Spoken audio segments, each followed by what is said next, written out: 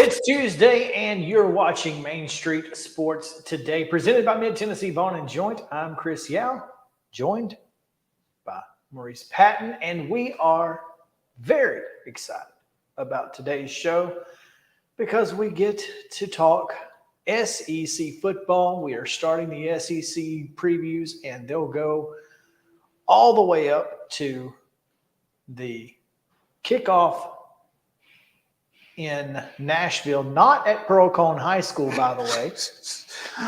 A few folks got didn't they? Lot of folks. I mean, I got a text from our colleague Wade Neely, who said an SEC staffer sent him the tweet. No.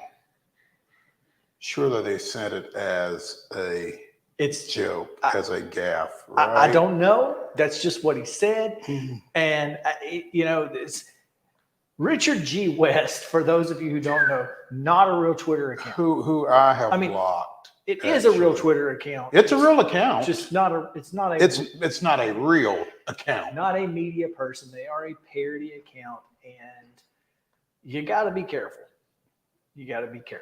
Now, yeah. I mean, he got me last year. The first time I'd ever seen him was when he said that Brew McCoy had been officially deemed eligible. Before he had been deemed turned eligible. out to be true, but Not it was way before. Yeah, well, he got me with a Vanderbilt basketball issue. Yeah. At that point, like I said, I blocked him. Yeah, you can't. You got to be careful. Just be careful. I don't need that stuff. Anyway, Vanderbilt will not be playing Hawaii at Pearl-Cohn High School. It will be at First Bank Stadium. So just want to clear that up while we can. But we will be previewing SEC football all the way up to that event. And we start with LSU, just like we did the SEC Media Days. LSU first out of the gate. So the Tigers, and we go to Ron Higgins of Tiger Rag. So he's going to join us. Actually, is he not Tiger Rag anymore? No, he's not Tiger Rag anymore. Oh, well, we need to fix that. Yeah. He's like Shreveport Bossier, I think. Okay. Well, we'll get that taken care of. We'll get that taken care of then. Okay. That's good to know. All right. But he does cover, of course, LSU, and we'll talk to him about them. We've also got, of course, Chip Walters, because it's Tuesday. Oh, it's Tuesday. And the power rankings come out on Tuesday. So we'll talk to him about what's going on at Middle Tennessee State. We've also got Top 5 Tuesday and Top 5 Fights in Sports is the category. For obvious reasons. But yeah, sports that shouldn't have fighting. Right. Not boxing, not MMA, that kind of And not thing. even hockey, really. Well, I mean, I didn't have any hockey just because I wasn't familiar enough with any of them. But yeah. I've got one that happened on ice. But it wasn't hockey. It wasn't hockey. Oh, the most famous one of all time. You That wasn't on ice. Okay. Well, no, it didn't happen on the ice, but Right. I mean, Yeah. it did happen. Although that would have been really fun. Clean that up. Wow. I was thinking you were talking about like figure skaters or something. We are. He is. I am. Oh, wow. The event just didn't happen on the ice. It happened off the ice between two figure skaters. But that'll be drafted at some point. Hopefully, it's on my list. Right. Long list. But that'll be fun, and we'll also talk with Matt Brown here in just a few minutes. We've got a lot to get to with him because he was actually in Ann Arbor for completely unrelated things to sports, but he was there, so perhaps he heard some things. Perhaps he overheard some things in the coffee shop. Perhaps, who knows? Perhaps he spoke with someone. Perhaps he spoke with someone. Perhaps someone bought him a burger. You got to be careful. I don't know if anybody's buying burgers in Ann Arbor these They don't even days. sell them no more. Right. Don't even Took them sell off the menu. burgers. Wow. Oh, man. So, yeah, we got a lot to get to. It's going to be a good show, going to be a lot of fun. But we'll start, of course, as we do every day, with the results from yesterday and today's schedule on the rundown. This is the Rundown. Results. The Pirates defeated Atlanta 7-6. It was Cincinnati with a 5-2 win over Miami. The Mets down the Cubs 11-2, and the Brewers blasted the Rockies 12-1. Today's schedule includes Little League Regional Tournament action at 4 o'clock today on ESPN. It's Nolensville and Lake Mary, Florida for the championship and a spot in Williamsport. So should be fun. Major League Baseball action today at 5:40. The Marlins are at the Reds, as well as the Cardinals at Tampa Bay. At 6:05, it's the Braves at the Pirates, as well as the Astros and the Orioles, and that can be seen on TBS. The Cubs are in New York still, 6:10 first pitch there, and the Rockies are in Milwaukee to take on the Brew Crew at 7:10 p.m. At 6:05 in minor league action, the Sounds begin a 6-game series at Indianapolis. Not the Clowns. No, not the Clowns. They are the Indians, I do believe, unless they have changed that. I think I'm pretty sure they are. WNBA action right now, tipped off about 8 minutes ago. The Connecticut Sun is at the Seattle Storm, and that game can be seen on NBA TV. At 6 o'clock tonight, you've got the LA Sparks at the Indiana Fever. At 7 on NBA TV, it's the Minnesota Lynx at the Chicago Sky. At 7 on CBS Sports Network, it's the Las Vegas Aces at the Dallas Wings. And at 9 on CBS Sports Network, it's the Washington Mystics at the Phoenix Mercury. On the pitch, in the Leagues Cup, it's Club America at Geodis Park against Nashville Soccer Club. That's a 7 o'clock first touch. And that is your rundown.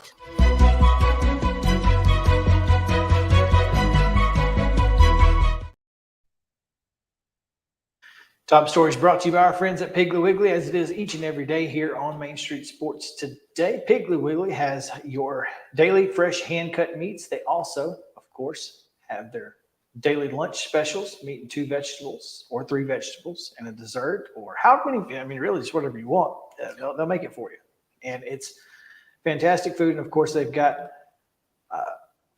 fresh vegetables and produce, etc. as well. So make sure to go by in Neely's Mill if you're in Columbia to check out Piggly Wiggly. What if you're not in Columbia? You got to be in Columbia to go. Well, we need to pull out that clip of Morgan Freeman just saying, "Y'all did a Piggly Wiggly, Miss Daisy," and that's it. That's how we end that segment each and every time. That'd be hilarious. But top story today comes from the Tennessee Titans, as Mike Vrabel announced yesterday that he will not be the head coach this weekend for the club during their first preseason game against the Chicago Bears. Instead, it will be Terrell Williams. An interesting thing. I don't know that has this ever happened before? Not that I'm aware of. I mean, and it's not like Vrabel's not going to be there. It's not like somebody is subbing in for him because he's going to a kid's graduation or anything like that. Mike Vrabel is just stepping aside for the run up to this ball game. Terrell Williams will act as the head coach for Chicago starting on Friday. This is a great opportunity for him and for us and everybody involved. Williams holds the title of assistant head coach as well as defensive line coach for the Titans. So just wants Williams to have the opportunity to go through the process of being a head coach for a weekend, setting lineups, managing staff, speaking with media, and running the show. I mean, I assume, having final say on plays and alignments to, throwing the challenge flag, to dealing with officials, to all of that.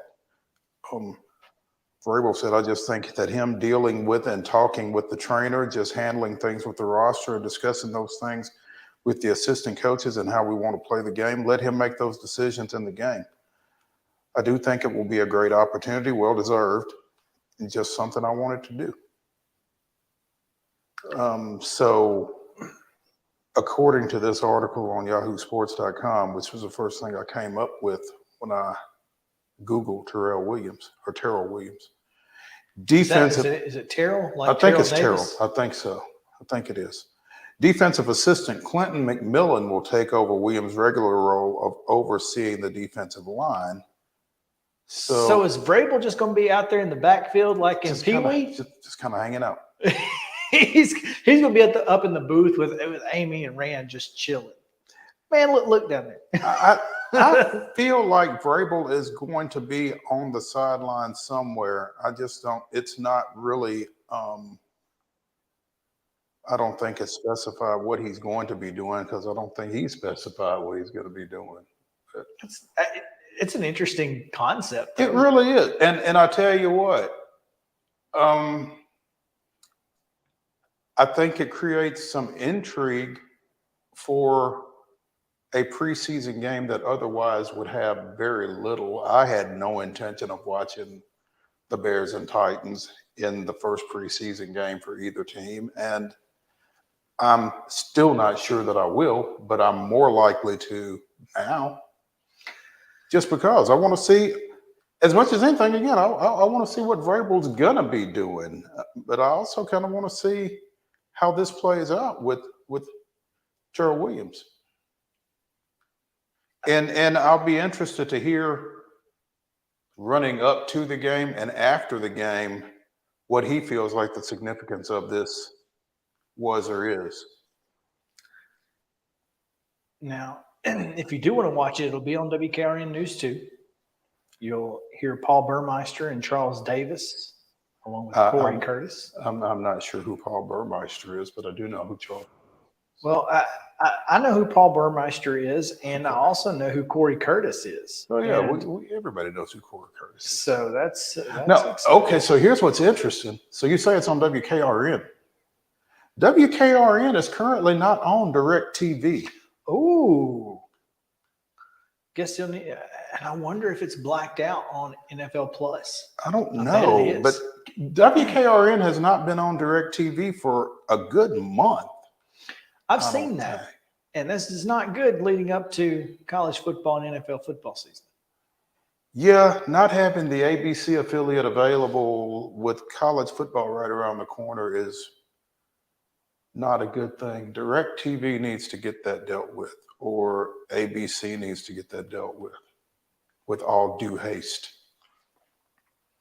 You can listen to the broadcast on the Titans mobile app as well as on desktop computers. The golden tones of the Vite That's right. and Coach Mack. Mike Keith, Dave McGinnis, along with Ramon Foster and Rhett Bryan. Ramon's going to be doing sideline, He right? will. What happened to Amy? Is that her? It was Amy, right? You know, I don't know. I saw that here not too long ago that Ramon was going to be doing sideline. That's a good gig for him. Yeah, a good get for Titans radio. I mean, you're getting a in-game analyst. Who has been in game. Right. I mean, this is a guy who knows it. And so that'll be really interesting to see what he brings to the table. Obviously, I'm interested in seeing this because I'm much more curious about the quarterback situation than anything, and especially with Malik Willis having run with the twos. I assume he will get the start on Saturday Yeah. at noon. Saturday. I don't know what else I got going on Saturday at noon. Like right now, I don't think there's anything, so I'll probably be watching. But I'm really just watching to see what, if anything, the offense looks like, the offensive line, if it's first teamers, second teamers, because obviously the Titans' first team is much like a second team for most teams. So, I mean, this will be an interesting start to the preseason, and like you said, it does give it a little bit more watchability, at least some sort of storyline worth pursuing. So, should be fun. Should be, and look, it's it's an opportunity to watch live NFL football, and I'm not opposed to that. And it's an opportunity that I did not take last Thursday, by the way. Well, you were among the very few, apparently. Really? Did you watch? I did, and the Hall of Fame game drew 6.3 million viewers, which surpassed the NBA playoff average. It surpassed almost every other major sports. Now, again, Period. as we talked about going into that game, neither Deshaun Watson nor Aaron Rodgers played, right? Right.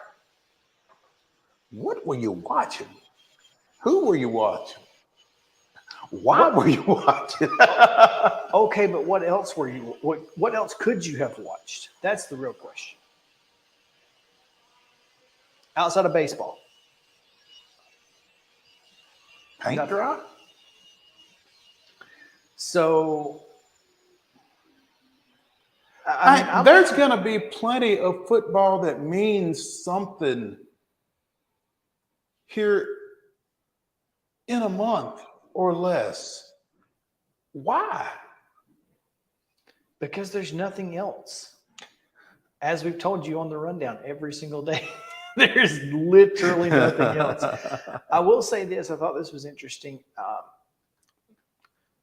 For the last week in ratings, NASCAR tops the sports world with a 1.5, while the Sweden-U.S. women's national team had a 1.4. Now, there's a little difference between 4:13 p.m. on a Sunday versus 4:42 a.m. on Friday morning, Saturday morning. Mm-hmm. So kudos to them. The Dodgers in San Diego on Sunday Night Baseball, and then the IndyCar Series drew a 0.7 on Sunday, which is pretty impressive. So anyway, we're going let me make sure that we've got Matt. Matt Brown is scheduled to come on with us here in just a moment. It looks like he will be with us. So If you guys will stick with us through a break, we will come back on the other side with Matt Brown of Extra Points, talking a little bit about the business of college football and other sports, because that's really what matters here. Stick around. We'll be right back after this to the Lee Company studio.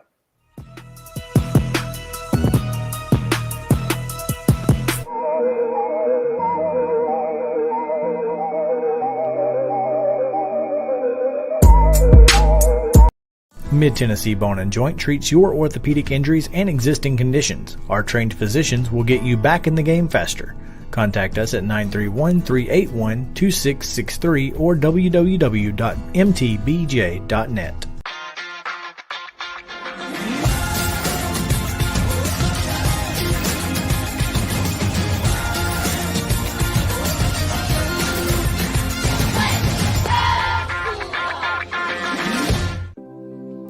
Custom Stone Handler supplies over 600 distributors and suppliers with quality stone products. Along with River Stone, we produce and distribute over 100 building, landscape, and other bulk products.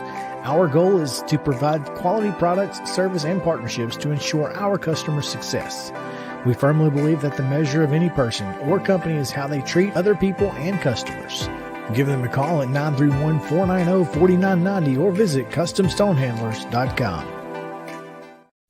With Lee Company technology, the best handymen are hands-off. Lee Company techs have been using visual findings and other smart technology tools for years to add transparency and virtually take customers along. You see what we see, whether we're in a crawl space or on a roof. With Lee Company, technology helps us help you, no matter what's happening in the world or at your house. You can't see the sights without the sounds. From the crack of the bat to the roar of the crowd and everything in between, discover what Hit City has to offer. Spend your nights cheering on the Nashville Sounds at First Horizon Park with giveaways, fireworks shows, theme weekends, and more. Single game tickets are on sale now. Visit NashvilleSounds.com to claim your seat today. Piggly Wiggly, located in Neely's Mill Shopping Center, is Columbia's locally owned and operated Cost Plus 10 grocery store dedicated to serving the community with low prices and smiling faces. Piggly Wiggly offers fresh, hand-cut meats daily, as well as daily hot plate lunches from their deli counter. You're certain to see smiling faces and a helping hand when you're here at Piggly Wiggly. Come by and check out our fresh produce, high-quality meats, and more. Down home, down the street, we'll see you at the Pig. Mid-Tennessee Bone and Joint has been the official sports medicine provider for Murray County Schools for more than 40 years. We specialize in orthopedic service, and our Ortho Quick Walk-In Clinic lets you bypass the ER. Visit us online at www.mtbj.net.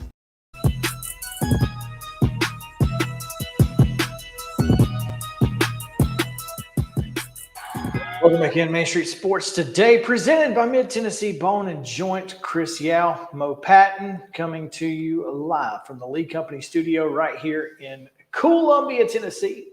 Just a short drive from Nashville, and a lot of folks coming around these days as summer is winding down, getting in that last vacation. And so we like to stay down here where, you know, a lot of folks are coming, but at least it's not, woo girls outside our window. No pedal taverns. No pedal taverns. Yeah. If you're coming down here, it's just a little more sophisticated trip. A little quieter. If you're coming to Milltown. So It's a little quieter. looking forward to this next segment as we're getting ready to talk the business of college athletics as we bring in Matt Brown of Extra Points, who we've been patiently waiting to talk to for a couple of days. Looking forward to this one. Matt, thanks for taking time with us. We appreciate it, man. It's my pleasure. Thanks for being patient. It's been as you can imagine, an unusually busy past couple of days here on my beat. Your beat in particular. Yeah. Are we done? No, we're not. We're not done. There are conversations happening right now not just with the ACC involving Stanford and Cal, although the folks I talked to this morning that are familiar with those conversations don't expect them to result in those schools being invited. But the Mountain West is trying to make moves. The American Athletic is trying to make moves. We have yet to reach a final resolution to what happens with the remaining Pac-4 institutions, and certainly whatever ends up being the resolution there is going to trickle into the Mountain West. It's going to likely trickle into the FCS, potentially the WAC, potentially the Big Sky, and there'll be downstream effects of this as well. So the biggest shocks have happened. Like, I don't expect Florida State to leave anywhere in the next week, but there are going to be aftershocks related to last Friday for several more days to come. I find that, and I think for us here, I'm most interested in what the AAC wants to do and if westward expansion is even a possibility for them. If it is, they've got to take some Mountain West teams, and I don't know that that's possible. Yeah, that has been the framework that's essentially been described to me here too, right? Like, we don't need to go shopping right now. If we have an opportunity to potentially grab a couple of premium brands at Stanford and Cal that help bolster an identity that part of the American has of being around some really elite academic institutions, there's a chance to do that. Maybe you try to go grab another Mountain West team or so to make that travel more possible, and then potentially to trigger some sort of renegotiation with ESPN to put more of the American athletic content on linear television instead of behind a paywall. A lot of AAC content is going to be on ESPN Plus. There's obviously a linear component, but if you want to watch AAC basketball, if you want to watch some of their Olympic sports, you want to watch every football game, it's going to be on Plus. If there's a Western component and things open up here to another time zone where ESPN right now is going to have a hole in their broadcast inventory, maybe that changes things. And I say that not to say that here at 2:27 p.m. God's time zone here on Tuesday, that is the most likely outcome to happen. I'm not saying that. I'm simply saying there are a lot of different conversations happening right now, that being one of them. One of the things we do agree on is that Central Time is God's time zone. That's true. People forget that. That's absolutely accurate. Matt, isn't Stanford Cal, doesn't that have to be the first domino to fall? Or I don't the think next domino to fall? Yeah, I would say they're the most valuable domino, but they're not necessarily the next ones. One of the challenges here with the Pac-4 and the Mountain West, where you would think that geographically it would make sense to have some kind of union, is that there's two really big administrative hurdles that, to the best of my knowledge, no one's figured out exactly how to fix yet.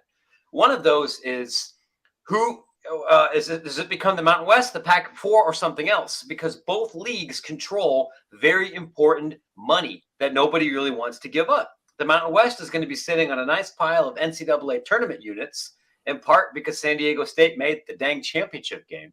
And so they don't want to dissolve the league and necessarily give those up. And also, if you leave the league and the league still exists, you owe $34 million in exit fees, which is why San Diego State had to backtrack when their golden ticket fell apart. And these are not schools that have a lot of liquid assets. So that's going to be a concern for Boise, San Diego, Fresno, CSU, everybody else. On the Pac-4 side, you don't necessarily want to dissolve that conference because for 2 more years, you've got A5 designation. You have not exactly an automatic bid to the college football playoff, but a more direct pathway than maybe what's left of the Mountain West. And you don't want to give up that money. You don't want to give up the other media rights money that's guaranteed to you. In all of this, the thing about both Stanford and Cal, beyond the fact that they're elitist institutions that feel that it is important to maybe not be branded with the unwashed masses of non-selective enrollment public schools. Mm-hmm. But as mid as they have both been in football and basketball over the last 4 or 5 years, these are two of the most elite Olympic sport athletic departments in the country. And to move to the Mountain West where many of those schools are not even offering full scholarships for their volleyball and their softball and their soccer programs. They're just going to destroy everyone. And that's not really a great competitive environment, to say nothing of branding. So I think it is possible. Long way of saying here, it's possible Washington State and Oregon State may find a solution before Stanford and Cal do, and they're not necessarily tied at the hip with each other. Like so many other things that aren't being taken into consideration in all of this, you brought up an excellent point, and it's the first time I've heard it with regards to the Mountain West and those tournament units that result from San Diego State's run. And that's not just a one-year thing either, is it? I mean, those things stretch out over like, what, 4 6 years? years. 6.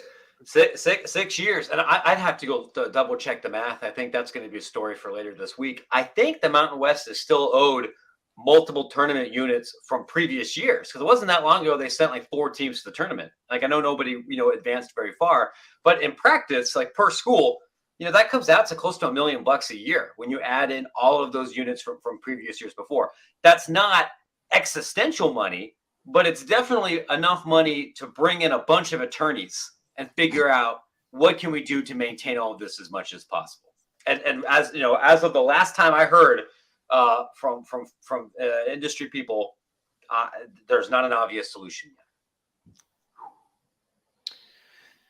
Matt, when I reached out to you, you said if the Pac-12 still existed on Monday that we could get you. But the reason I reached out was because of your Big Ten story ahead of all of this happening, because you were kind of hinting that Oregon and Washington were on the radar, were probably going to happen if something else happened. That being said, it was kind of reported here and there that Big Ten folks really didn't want to do this necessarily, but they felt like they had to in the event that the Four Corner schools went to the Big 12. Is that what you're hearing as well?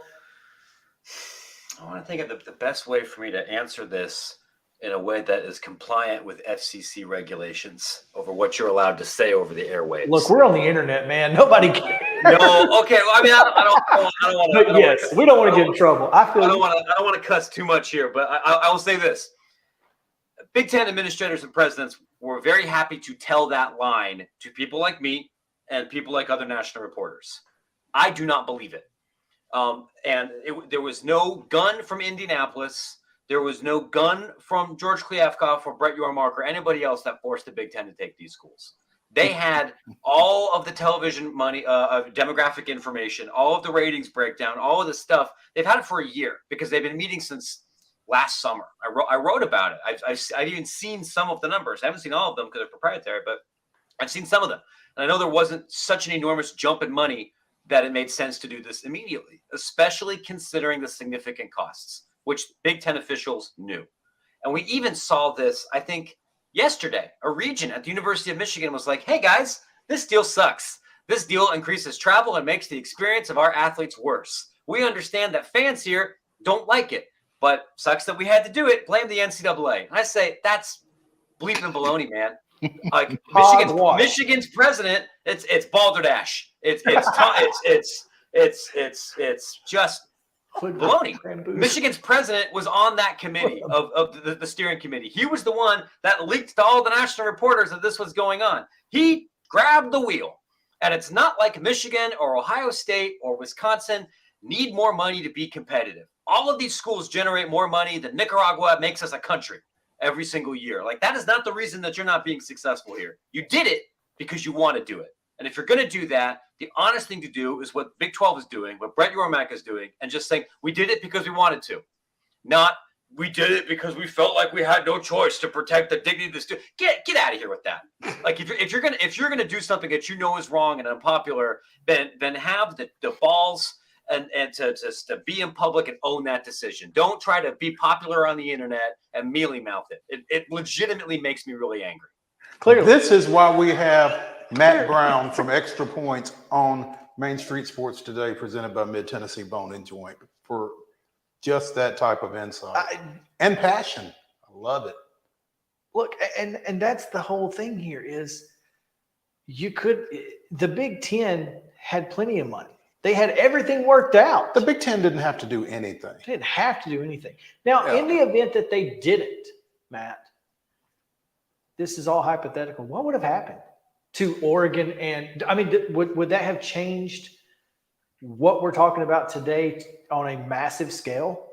I mean, we would still have some pretty significant problems, but if the Big Ten had communicated, guys, we're just not interested, the Pac-12 probably still exists. It's Because very that's the only place that Oregon and Washington would have left for, right? That's it. They weren't super excited about independence, and you know, based on everything that I've heard, they weren't. They were coming around to the idea of being the big fish in a small pond, right? Hey, for 2 years. We got the most direct path to the college football playoff. We can beat up on people here. And Utah and Arizona State, I'm not telling tales out of school here, did not want to go to the Big 12. They still don't want to go to the Big 12. They don't want to associate with Big 12 schools. They don't want to go to Morgantown. Arizona State's athletic director just flat out said, I don't want to go to Morgantown. I'm going to make my deputy do it. Everybody only did it because they literally felt they had no other choice. And realistically, after Oregon and Washington, West Virginia in all this catching strays. And I will say, to Ren Baker's defense, the athletic director of West Virginia did put out a tweet. I want to say yesterday that said, "Folks, there's two different kinds of people in this world. There's people that love West Virginia, and folks that haven't been there yet." And based on my experience, I think that that's true. It's just elitism. It's people that don't want to fly into Pittsburgh and don't want to face the indignity of driving in a car for an hour. Like, if that's not you, flying into Pittsburgh is. I can see the look. The weirdest thing about this whole story is these administrators at Arizona State acting like they're at Cambridge. Dog, I've been to Arizona State. Like, let's not. I don't care what the AAU says. I know what kind of school you are. I know the kind of people that go to Arizona State. Do not lie to me. You do not get to put on classist airs and pretend that you're some dignified historical cathedral of learning. You are suntan you. I've been to Tempe. It's party. It ain't all that. Yeah. No, I've lived there.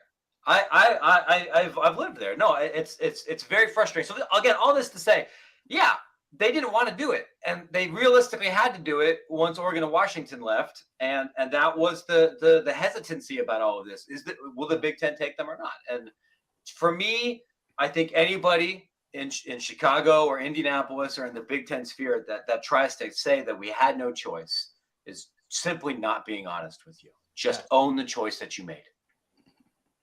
And you posted the meme of the guy shooting the dude on the couch. Why would the Big 12 do this? And it's the Big Ten asking the question. I think that feels like the most accurate depiction of this entire thing. Now, that being said, you say we're not done. If the ACC adds teams, what does that do to their grant of rights? Does it open the door? So I don't have this on.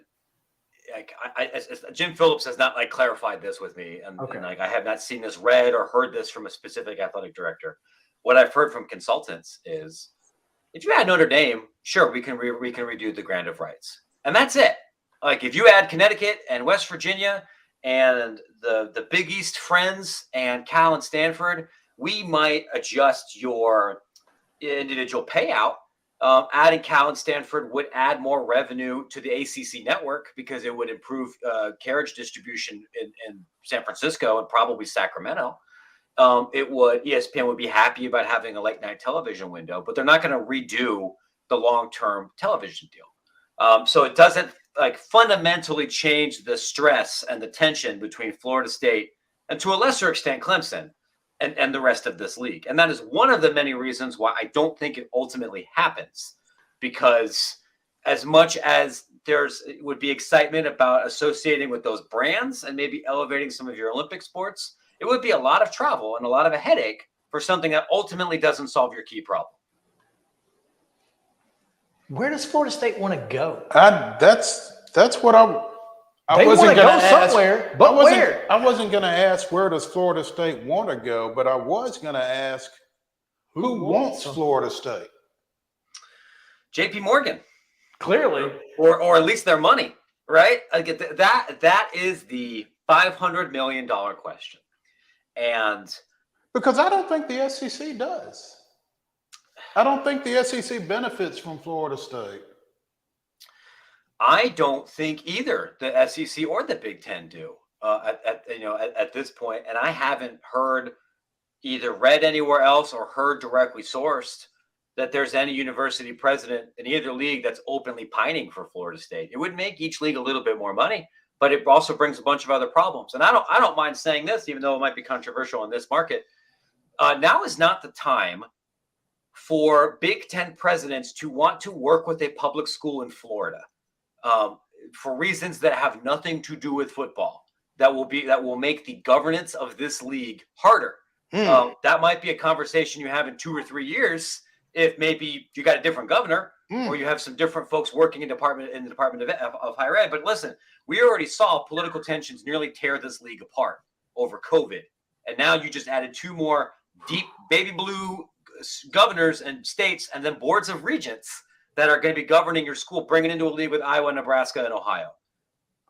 This is not the time to go bring in Governor Culture War and higher ed. And people are going to be like, why are you bringing politics into sports? Why are you this dumb, degenerate lib? Look, man, I'm just telling you the truth.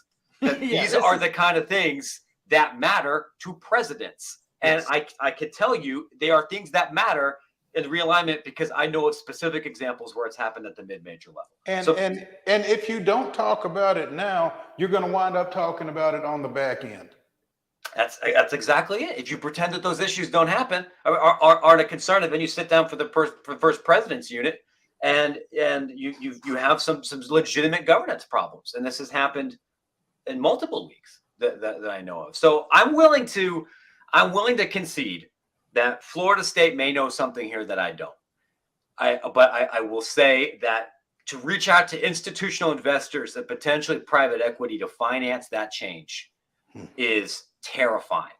And that is something that should bother any college sports fan, particularly for one that roots for a public institution, because the downstream negative implications of that move could be massive, far outstretching anything that has to do with the ACC. Matt Brown of extrapointsmb.com. Before I let you go, one quick question. I'm not even going to ask you a question. I'm just going to say a term, and you tell me anything and everything you want to tell me about it. UConn. In Connecticut, they sell pizza with clams on it. That's delicious. They claim they invented the cheeseburger. It's not. It really isn't bad, actually. Use a different kind of sauce. The wood-fired pizza there, it's very good. What I will say about UConn is that prior to last week, senior Big 12 officials in the Big 12 office were happy to tell all sorts of national reporters that they wanted UConn because they want to be in the New York City market.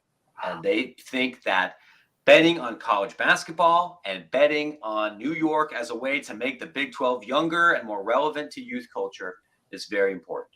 And athletic directors mostly, and some presidents mostly, did not want that because they've seen UConn play football in the last decade and they recognize that they're not competitive in there.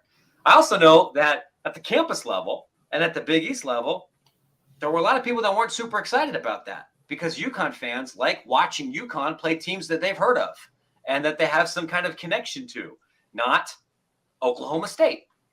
That being said, nothing makes sense anymore.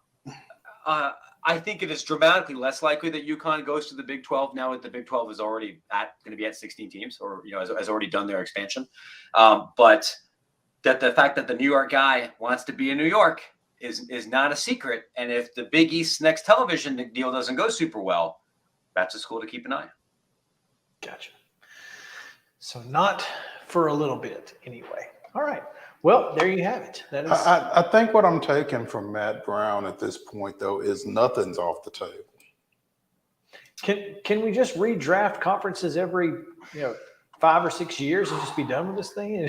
There's so many better ways to do this. We could do that. We could decouple football from all the other sports, so we don't have to send softball teams 2,500 miles across the country. That would be fantastic. Why is that not the number one thing here? Is it basketball? No, it's ego, and it's ego and control. And I'll get you out of here on this, and unfortunately, I do need to go. Gotcha. I've talked to a couple of commissioners about it on the higher end level. They don't want to give up media rights revenue from Olympic sports by not having those teams under their control. If you let teams set up conferences for different sports, you lose that inventory. You feel like it makes them less sticky to be in your conference, and just plain stupid ego. It's worked for hockey just fine. It works for volleyball. Almost any coach in any sport would say we would prefer doing that. It will make it easier to sell tickets. It would make it easier to make more competitive games. But we don't have great leadership in college athletics. And that's not just an NCAA thing. I think we have too many athletic directors, university presidents, regents, and conference officials who are too afraid to think boldly. And it's leading to people being hurt. And I would look at the past couple of days as an example of that. It's not great. Matt, thanks. We'll let you get out of here. Go get the kids if that's where you're headed. Yeah, we're going. Yeah, take them to the doctor now. Thanks, y'all. Appreciate you having me. Matt Brown again of Extra Points, extrapointsmb.com. Make sure to go follow him on Twitter, Matt Brown EP. Promise you're not going to find any better coverage of this particularly anywhere else. Before we get out of here and get to the Braves real quick, Brett McMurphy tweeting that for the first time in 6 years, Auburn will allow the rolling of Auburn Oaks at Toomer's Corner this fall. So, got to win a game first. But if they do, you get to roll Toomer's Corner. So that's exciting. We will take a break. When we come back, baseball chatter, talk a little Braves, whatever else comes up. Yeah, whatever else comes up on Main Street Sports today, presented by Mid-Tennessee Bone and Joint. We'll be back to the Lee Company studio in just a moment.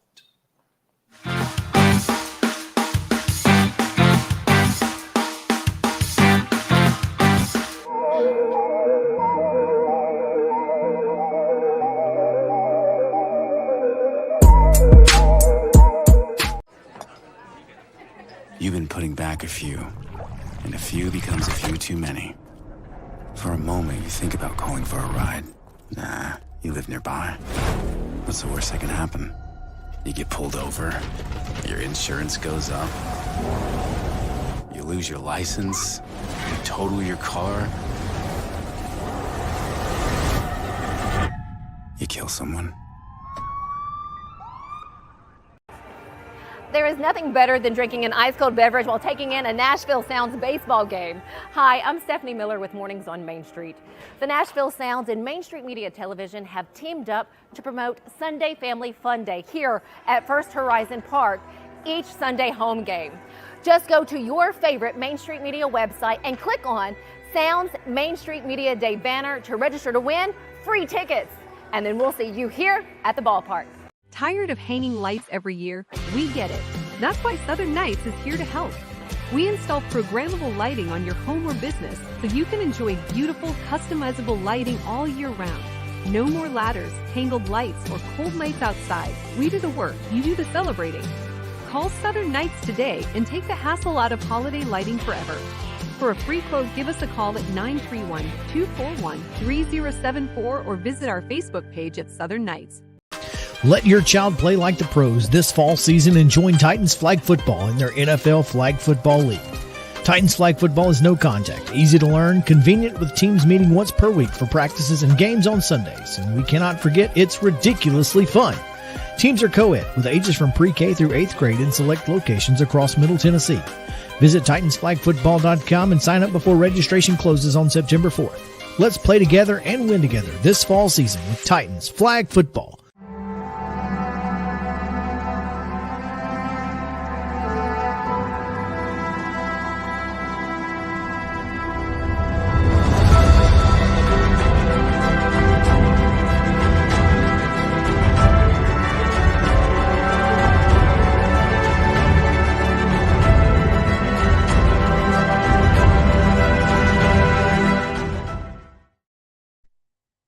Eighth, 2002, John Smoltz pitched a scoreless ninth inning as the Braves won 4-1 at Arizona.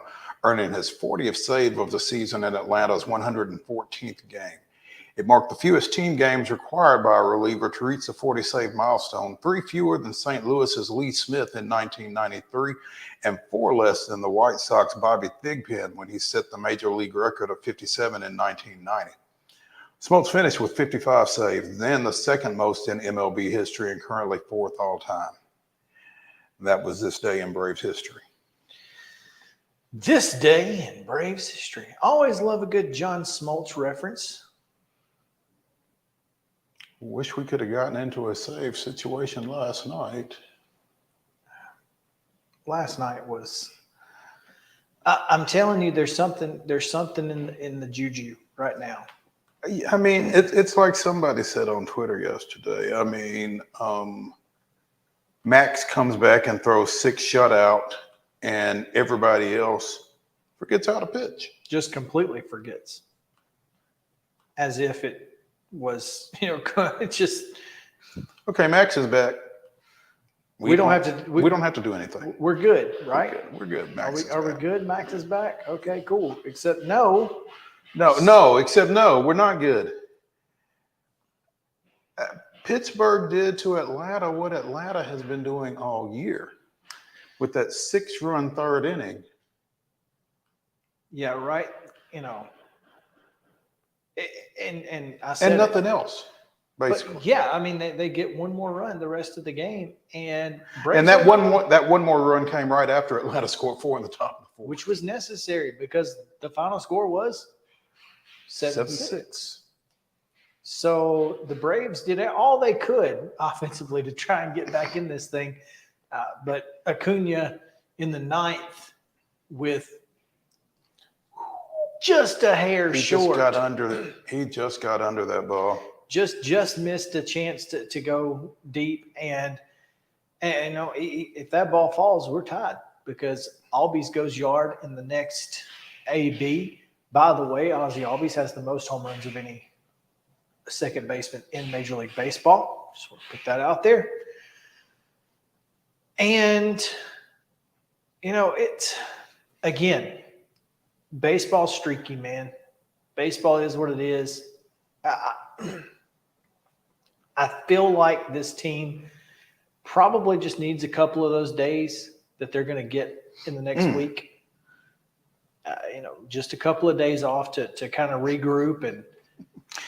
All right, Huey Lewis. Not see. All I need is a couple of days off. All I need is a couple of days off, and. Hopefully just, not see a baseball.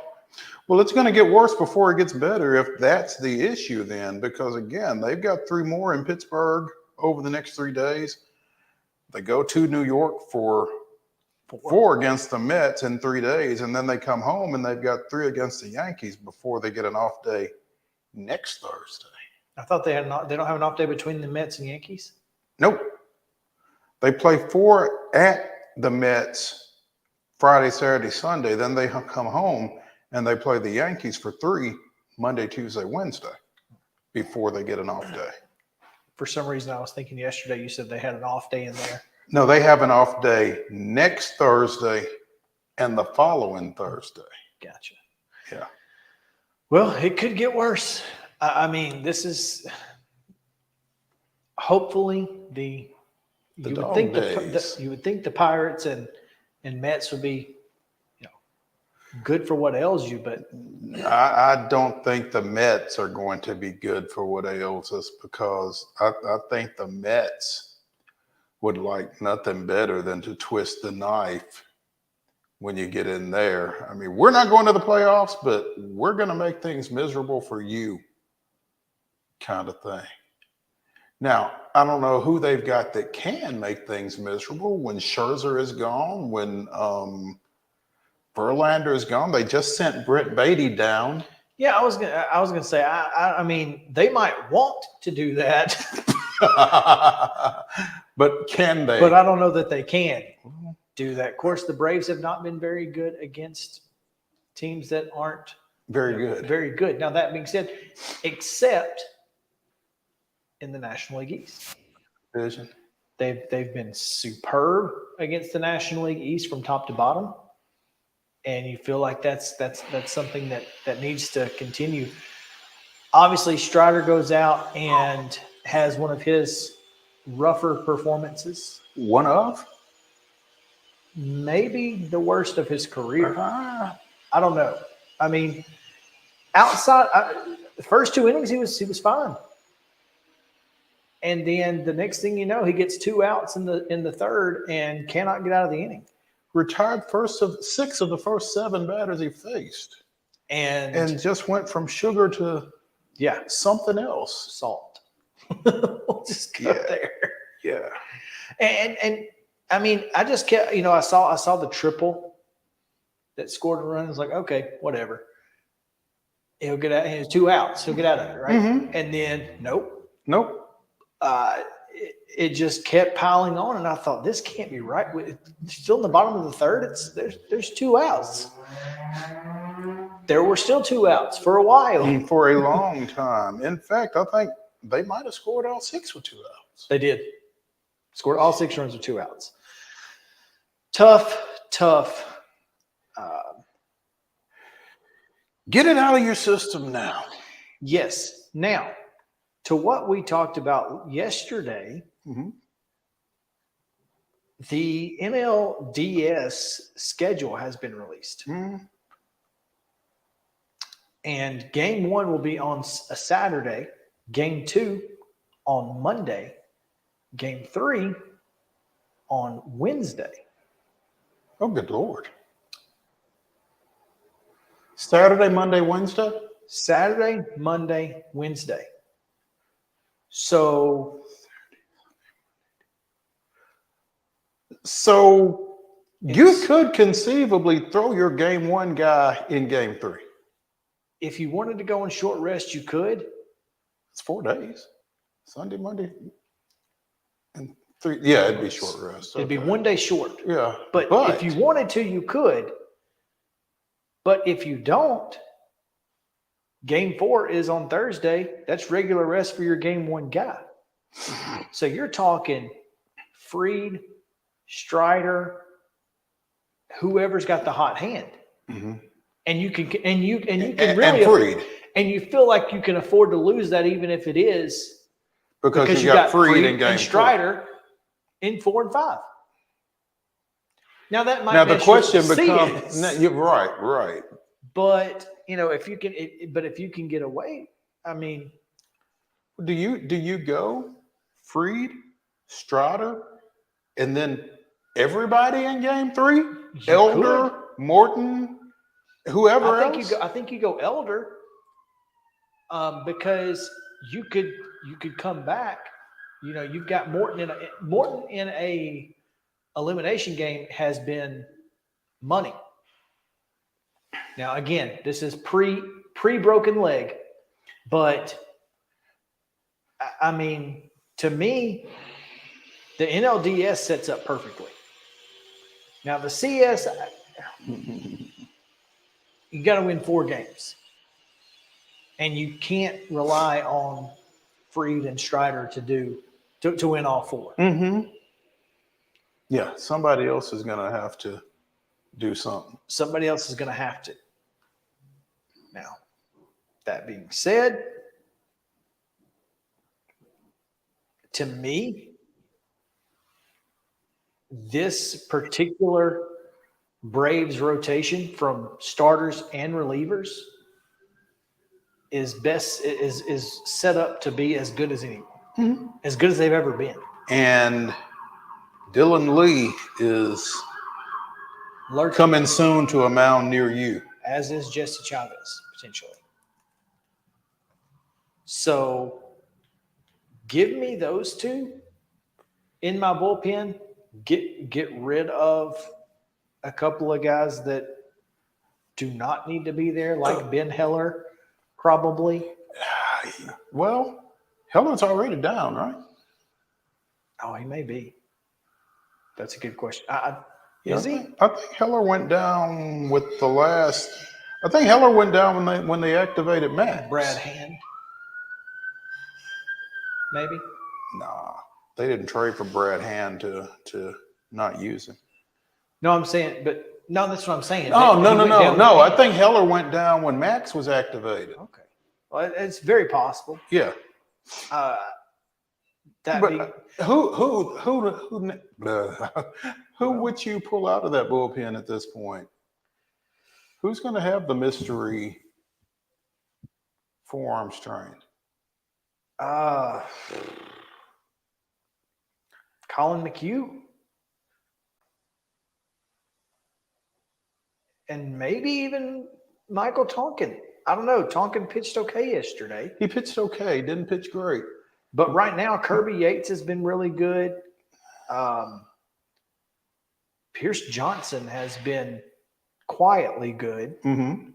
Joe Jimenez has been dominant since he got pretend that April doesn't exist. His last outing, did he go last night or was it in Chicago? His last outing wasn't great, but I mean, it's tough to get upset when you look at what he's done over the last month or so. He's pitched 2.1 innings in August, 2 hits, 1 run, 1 earned with 1 walk and 2 strikeouts in 2 1/3. Jimenez. He gave up a earned run on 2 hits with a walk in an inning on Sunday. So in his 3 appearances this month, all of that came against the Cubs. Mm-hmm. And you might just have to chalk that up to the Cubs. Seriously, like in his last 5 appearances, he's given up 3 hits, 1 run, which was earned. That was against the Cubs. 2 walks, 5 strikeouts in his last 5 appearances. Yeah. Dude's been nails for a while. Mm-hmm. So not him. I mean, this is a bullpen that's going to be really hard to get into and to feel good sitting about. But at the same time, though, I mean, before Lee got hurt, before Dylan Lee and Jesse Chavez should have been an all-star. Really should have been. So I mean, it's so hard to say what do you do? And here's the thing: you're going to have to play with it a little bit. You're going to have to see who's does Jesse still have it after being injured? Does Lee still have it? Otherwise, do we need to keep these other guys up and going? So it's going to be interesting to see what Alex Anthopoulos and Brian Snicker do. And I will be intently watching once those guys get back. Yeah, without question. Let's take a break. Go to Murfreesboro as Chip Walters. Now and in the morning. Chip Walters is with us, and we'll take a quick break. When we come back, Main Street Sports Today, presented by Mid-Tennessee Bone and Joint. We'll talk to the voice of the Blue Raiders right here.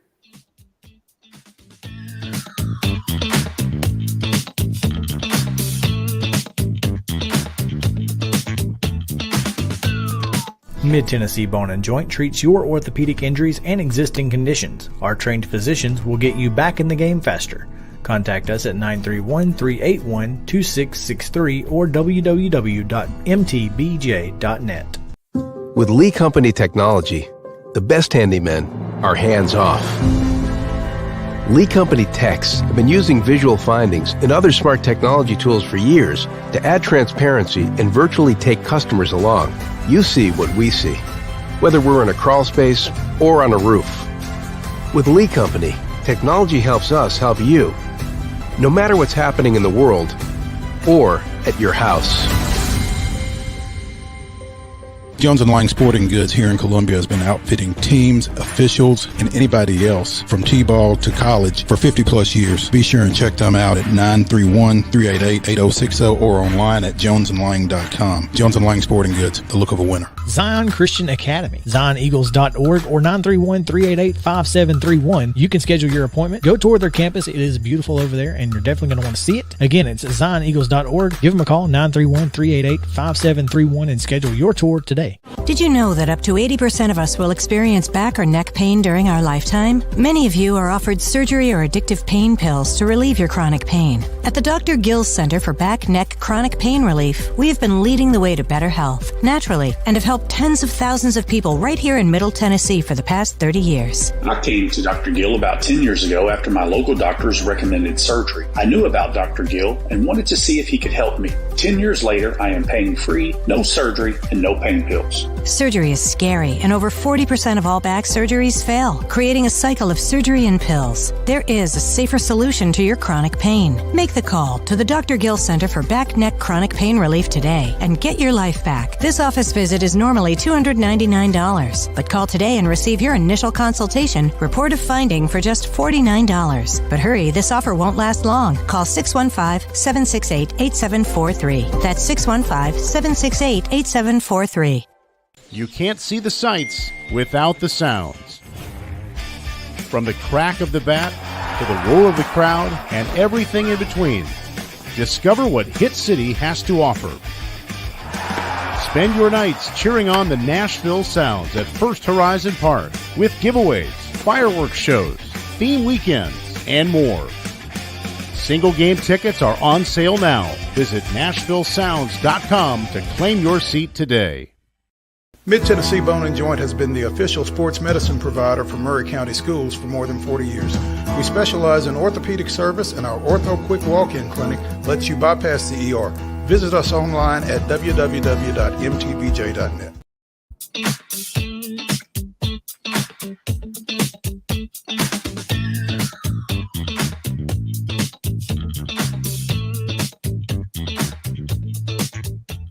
We are back. I may have been muted. I may have figured out how to mute it. Can you do it again, though? Let's see. There you go. That's how you mute it. You push the button on the bottom. Oh, okay. just tap it. Don't hold it. It turns it off. TIL. Now you know. We are back in the Lee Company studio on Main Street Sports today, presented by Mid-Tennessee Bone and Joint. And we are getting ready to talk a little bit about the True Blue Raiders, MTSU, who getting ready, of course, for their football media event tomorrow. And we will be on site for said event. Looking forward to it, as we hoping to get a chance to talk with athletics director Chris Massaro and football coach Rick Stockstill. But today, as we always do on Tuesdays, except when it's not, we talk to the voice of the Blue Raiders, and that is Chip Walters. Chip, what's going on, man? Doing okay. I'm just so you know, I'm using my sunglasses as hiding some. I went to Sam's Sports Grill for lunch, so there's a little black bean and rice juice there. That so I'm using props here, but doing okay. If it makes you feel any better, we've got you cropped off right there, so you I can see that. I can see that now, but. I hate to give Mark Owens any credit, but I think, you know, the event that they've come up with tomorrow is going to be pretty good. And, you know, there's, from all indications, good attendance from the media, most importantly, you guys. And so that's, you know, I think that's going to be a lot of fun. And, you know, when you flip it around, I think that's going to be kind of the players a little extra juice. Here they are, you know, a week into fall camp, you know, kind of the dog days, and all of a sudden you turn around and you see all these different media outlets that are there to give your team some exposure. I think that'll do them good as well. Anything to help. There you go. Obviously, it's football season, it's preseason football season, but want to get your thoughts on the announcement of the 2023 MTSU Sports Hall of Fame class that was revealed. I guess the final reveal was Friday, maybe? We've got yeah, no, actually the final was on Saturday, because we started last Monday. Okay. And I'm pulling up here just to make sure I don't miss anybody. but it all started with a women's basketball player, Anne Marie Lanning, Brents, and ended with a women's basketball player from our era, Mo, and Janet Ross, who at the time of her playing, she was she was, to me, when I think of Janet Ross, I think of our version of Kim Mulkey, because I remember when Kim Mulkey played at Louisiana Tech, Janet kind of had that same feel about running the ball club. She had some fire about her, and she could score, and she made other players better. And is just a heck of a great lady, and it couldn't be more proud for her. I think that's a heck of a comp, Chip. When you say that, I've never thought about it that way, but I can certainly see that, again, having watched Janet play at MTSU. And we had Brad Willis on a couple of weeks ago, as you know, with the Tennessee Sports Hall of Fame, and we talked from time to time about how they have inductees, and it's like they weren't already in. They're just now getting in. And that's kind of my thought about Janet Ross. I would have expected her, for what she did individually for the teams that she was on, you would have thought she was already in there. Well, and I hear that, you hear that a lot, but and that goes for a lot of players, a lot of athletes who have come through and had great careers. But, and I'm just kind of giving you some facts here, is that for a long, long time, the Blue Raider Hall of Fame only had 3 inductees per year. 3.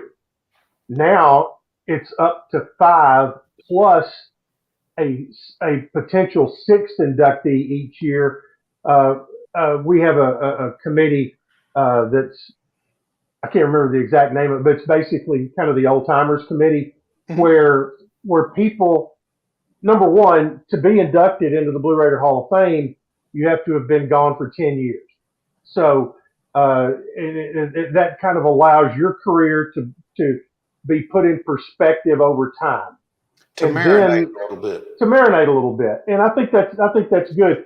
I mean, people say, oh, you need to put them in right now. Well, no, hang on just a second. Pump the brakes. But then there's our legacy committee. That's the name of it, or Legends Committee. I can't remember, one of the two. It's got LEG with an L. Yeah. But they go back and relook at people who have been out for 35 years. And for the last several years since that committee was brought on, that has allowed people like Janet Ross to have a fresh look and get in. And they select 1 per year. The regular committee selects 5 per year. And I think that's a good thing, because I really could have done without you saying I know 35 Janet years. Ross has been out 35 years, but yeah. But it's I think this class is outstanding. You've got 3 females going in. Melanie Manley is the 3rd.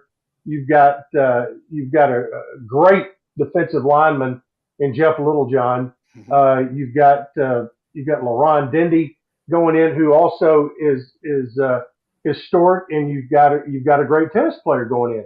Now, LaRon Dendy is the first ever 1-season player to ever be selected. Oh, goodness. At middle in 100 and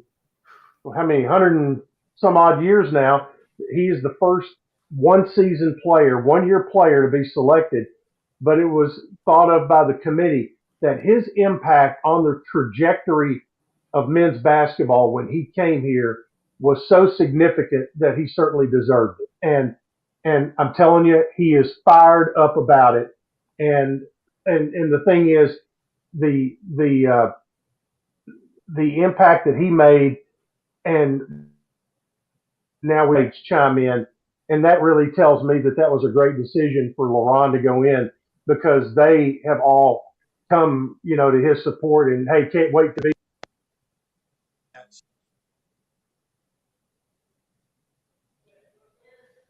That was weird. We lost your audio there for a second. You still lost your audio. Can you hear us? Oh, there we go. There's a person. Yeah, I can hear you. Can you hear me? Yeah, I was getting a phone call at the time, and there's someone who always calls when I'm trying to do the interview with you, but that's fine. It's not your sister, is it? No, it's not. No, she never calls. So she would say the same about you. That's right. Chip Walters, the voice of the Blue Raiders, joining us as he does every Tuesday afternoon here on Main Street Sports Today, presented by Mid-Tennessee Bone and Joint. Again, Anne-Marie Lanning-Brents, Anthony DeLuise, LaRon Dendy, Melanie Manley-Durham, Jeff Littlejohn, and Janet Ross announced as 2023 inductees into the MTSU Hall of Fame. And that induction ceremony will be held on Friday, September 22nd. Prior to what game? That will be prior to the Colorado State game. That's homecoming weekend. Okay. All right. So make plans to attend. Chip, what else is going on? What else do we need to know? Let's see here. A couple of football notes from former Blue Raiders. Isaiah Gathings has signed a free agent contract with the Kansas City Chiefs. As a what? As a wide receiver. And a wide receiver. How big is he? Well, and I say wide receiver. They could have signed him as a tight end. That's what I was wondering. Yeah. I'm not sure if he's quite thick enough to be in. Yeah, but Gathings, he had a really good year. Kid out of South Carolina. Mm-hmm. His dad, by the way, a little interesting story about Isaiah. His dad played basketball at High Point, and at one time back in those days when that was, High Point, Marshall, and were both in the same conference. Conference tournament comes around. Isaiah's dad, or actually Marshall, who was awarded the MVP of the tournament, and that fellow said no, and he walked down and he gave it to Isaiah's dad, who had dominated the tournament. So that's a pretty good little story there. That's solid. That's yeah. Good stuff. So he signed, and who else? Jordan Ferguson is now a Seattle Seahawk. He had previously signed with the Memphis Showboats, and he becomes the second Showboat to go from the USFL to the NFL. And so looking forward to he's going to be in town this week and have an opportunity to get to talk to him. Well, we may or may not, because he was supposed to be in town on Thursday, but this signing may have actually changed his travel plans. But Ferg will be they'll love him in Seattle if he gets the opportunity. That I know he will do everything in his power to earn. Going from the Memphis Showboats to the Seattle Seahawks kind of reminds me of that line from John Lovitz when he was a scout in A League of Their Own. Well, then this would be more, wouldn't it? Yeah. So that's right. Yeah, that's anytime you can go from the USFL to the NFL, that's a good thing. Yeah, and a lot. Dan Campbell mentioned it in his presser last week, talking about how great it has been for XFL and USFL players to get that game experience through the summer and not just camp type experience. They get a chance to come in. They're fresh. They've been playing real football, and then they come into camp and compete immediately, and it's nice for them to get that opportunity. So that is pretty great. And of course, he'll obviously have the opportunity if the Seahawks don't work out to play in the USFL. So yeah, Chip, tonight you guys will actually play real live sports that don't count, but at least it's against somebody other than yourselves. Right. That's right. The women's soccer team will take on Southern Indiana, and I think that is a 5:00 kickoff. at the Dean Hayes Track and Soccer Stadium. So that'll be to actually, and I'm sure it will be a friendly. It will not be like the White Sox and Guardians. It'll be much friendlier than that. So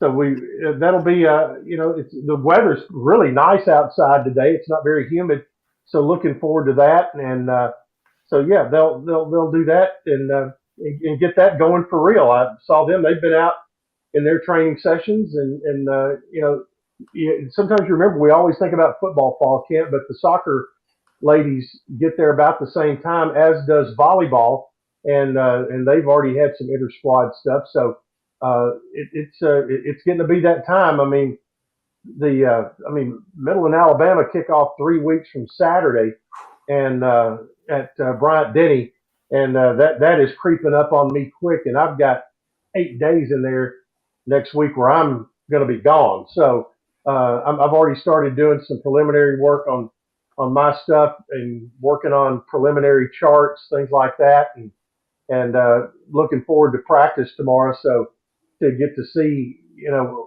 who I need to move around on the charts a little bit. Leave quarterback open for Alabama. It's too much. Yeah, exactly. Because I don't think they know yet. Chip, you mentioned White Sox Guardians. Our Top 5 Tuesday subject is, what is it? Is it best sports fights? Is it most famous sports fights? Just top 5 sports fights. What's your top sports fight, Chip? Well, I mean, the anniversary of this week, the Nolan Ryan,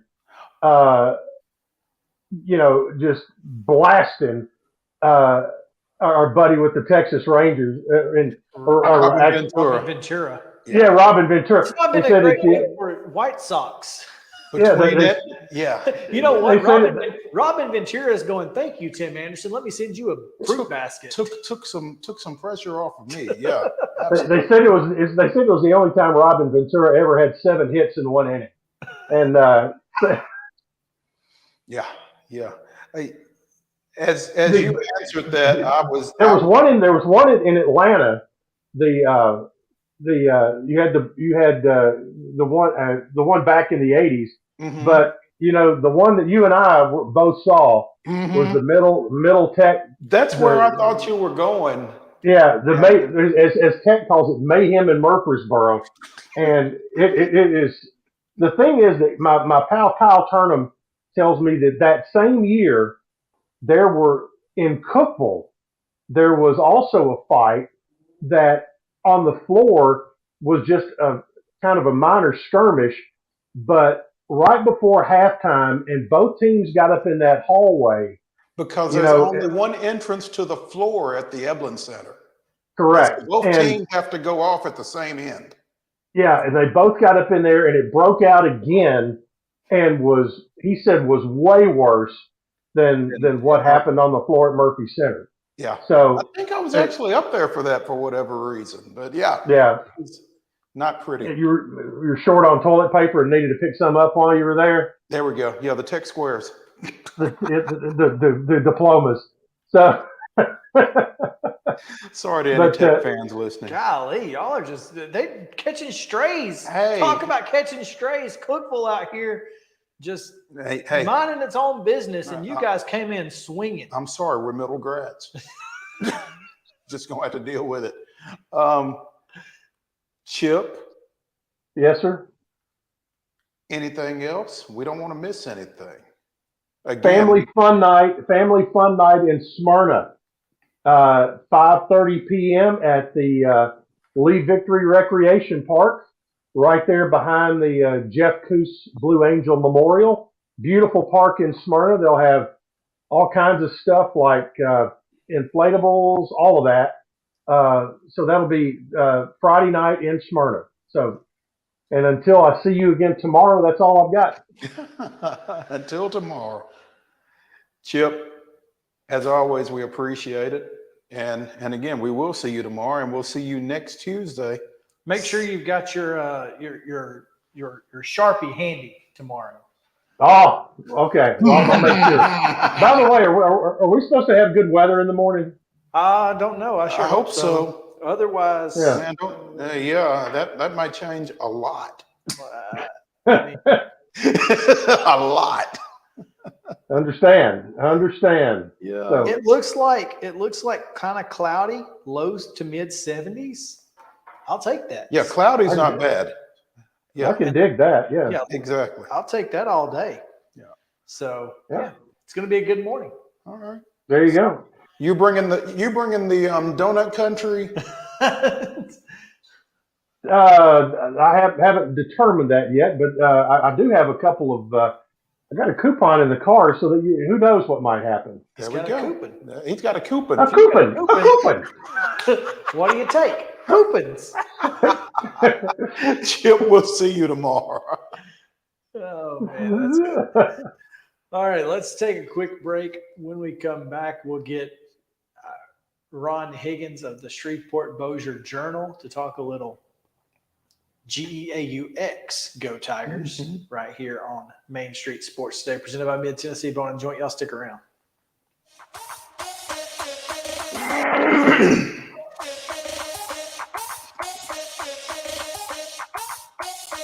Mid-Tennessee Bone and Joint treats your orthopedic injuries and existing conditions. Our trained physicians will get you back in the game faster.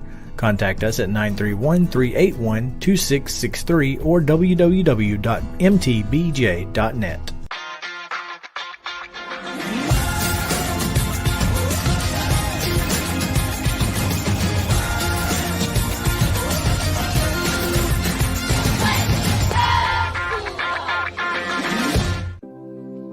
Custom Stone Handler supplies over 600 distributors and suppliers with quality stone products.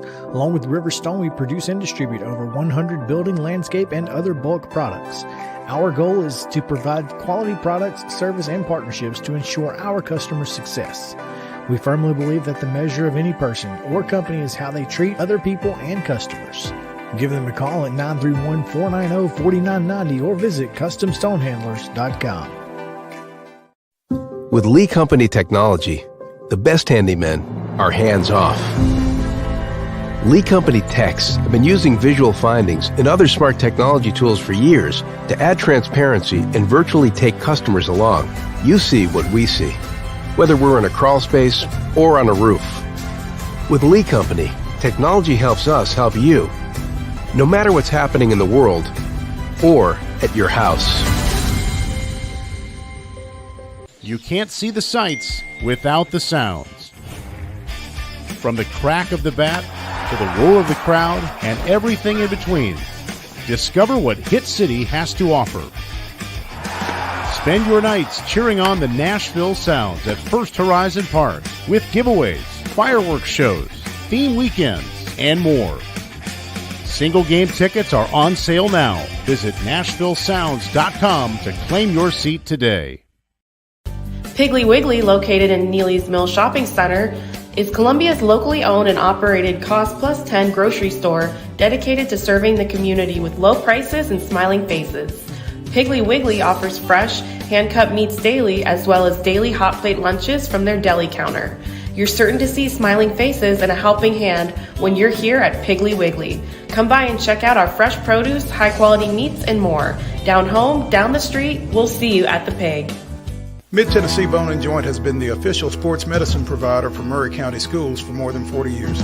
We specialize in orthopedic service, and our Ortho Quick Walk-In Clinic lets you bypass the ER. Visit us online at www.mtbj.net.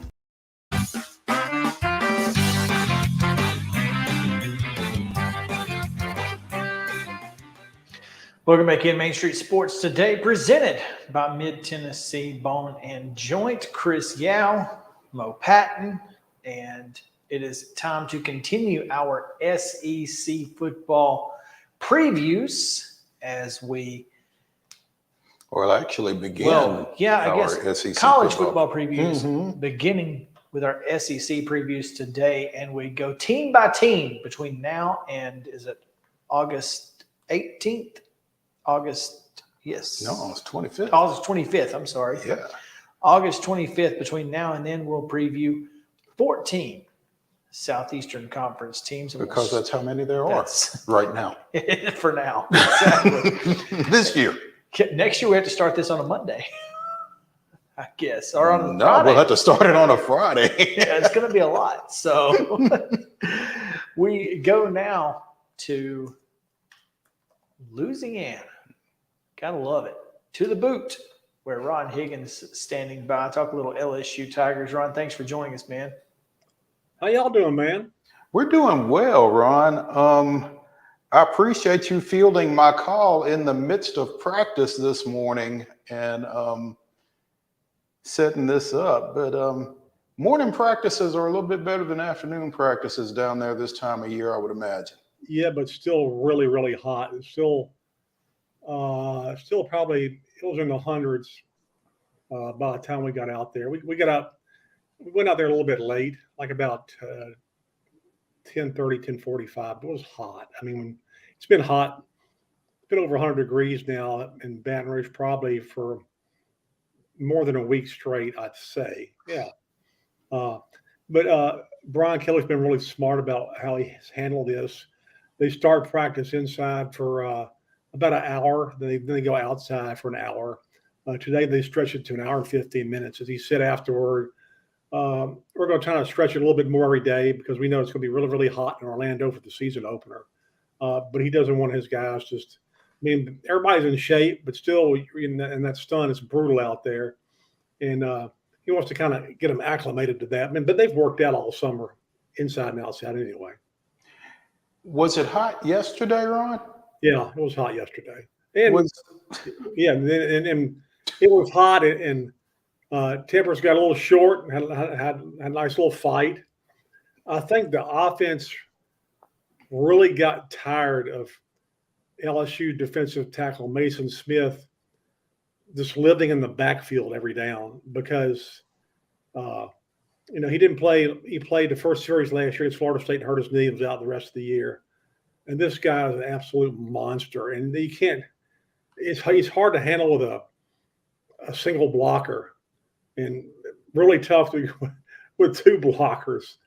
So I think Tippers got a little short. And for some reason, the offense was talking trash and wide receiver Kyron Lacey was talking trash. Harold Perkins was talking trash back. Before you know it, there's a scuffle. I don't think any punches were thrown. But it was, one of those typical football fights. Everybody's pushing and talking garbage. And both offense and defense kind of came together. I mean, Kelly called them together after it was over and said, listen, I appreciate the passion. If you love football, it's a passionate sport. These things happen, but you got to respect the brotherhood of your team. So just remember that. So they were out there today and had no incidents. So I expected. Listen, look, LSU's 2019 year. I mean, we had reports that there were probably a lot of fights in practice. I mean, especially between Joe Burrow and Patrick Queen. The two leaders of each side of the ball, and there were some pretty good fights there. I mean, probably much more physical than yesterday. But I think this team. I think it'll be eager to start the season. I think it's eager now. They got some work to do, but they know what they have, and they are pretty loaded, and they know what they have. Yeah, they're eager to go, and they can't wait to play Florida State again. I was going to ask you, Ron, and you kind of spoke to it a little bit. From a coaching standpoint, there's a fine line there because you don't want anybody to get hurt in a situation like that, but you do kind of like to see that fire, I guess. Yeah, I mean, you'd like to see that fire, but still, you don't see anybody get hurt, and I thought Kelly handled it really well. I mean, Harold Perkins was the most upset out of all of them. He was on the sideline. He was trying to check himself back in because he wanted to go whip somebody's butt. Kelly pulled him aside, talked to him for 5 minutes, calmed him down. Perkins is hell on wheels, man. I mean, they moved him now at middle linebacker. Last year, he was a spot player. Kind of spot him all different parts of the defense, and was a first-team freshman All-American. I mean, I think maybe when it was All-SEC first team. It started probably like half the year.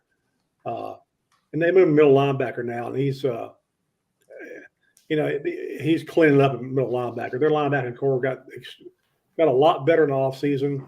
Not only moving him to linebacker, but they Omar Spates, an All Pac-10 first-team linebacker from Morgan State. They've got him at linebacker, and he's playing pretty good. So, again, Kelly's done a really good job of taking transfers and plugging them in, and they produce. Ron Higgins joining us here on Main Street Sports today. Ron, on the offensive side of the ball, everyone knows the name Jaden Daniels. And obviously he's going to be the leader of this team. He's going to have to be the biggest playmaker for this team if they're going to match last year's success. That being said, he's going to have some help. And in the backfield, they've got a couple of guys who returned, Josh Williams and Noah Kane, but Logan Diggs coming from Notre Dame. How does he fit in, and how much can LSU fans expect for him to contribute? I think he'll contribute a lot. I mean, he'll be in the rotation for sure. He catches the ball really well out of the backfield. Runs, strong inside runner.